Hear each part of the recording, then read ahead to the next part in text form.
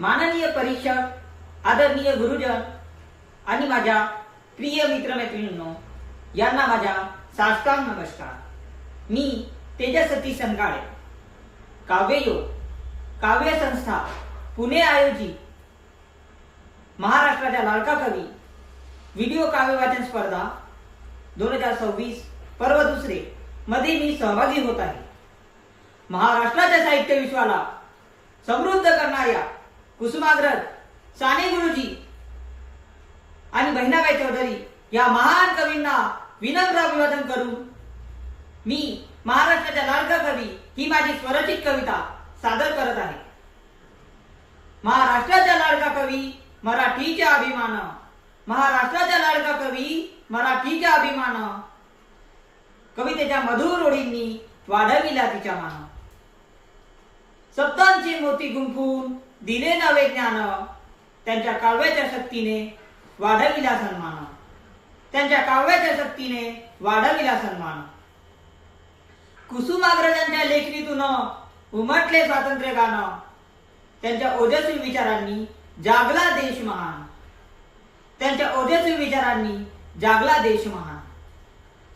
अन्यायाशी लढण्याची दिले त्यांनी ज्ञान, अन्यायाशी लढण्याची दिले त्यांनी ज्ञान, त्यांच्या कवितांच्या शक्तीने वाढविला स्वाभिमान, त्यांच्या कवितांच्या शक्तीने वाढविला सन्मान.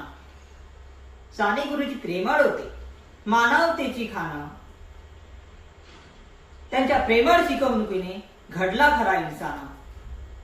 दया, क्षमा आणि बंधुभावाचा दिला सुंदर संदेश, त्यांच्या कार्याच्या प्रकाशाने उजळला आपला देश, त्यांच्या कार्याच्या प्रकाशाने उजळला आपला देश. बहिणाबाईच्या ओव्यातून उमटले जीवन गाणं, साध्या शब्दात त्यांनी जपला मराठीचा सन्मान, साध्या शब्दात त्यांनी जपला मराठीचा सन्मान. मातीतल्या कष्टकऱ्याचे केले सुंदर वर्णन, मातीतल्या कष्टकऱ्याचे केले सुंदर वर्णन, त्यांच्या ओव्यांमधून दिसते जीवनाचे दर्शन, त्यांच्या ओव्यांमधून दिसते जीवनाचे दर्शन.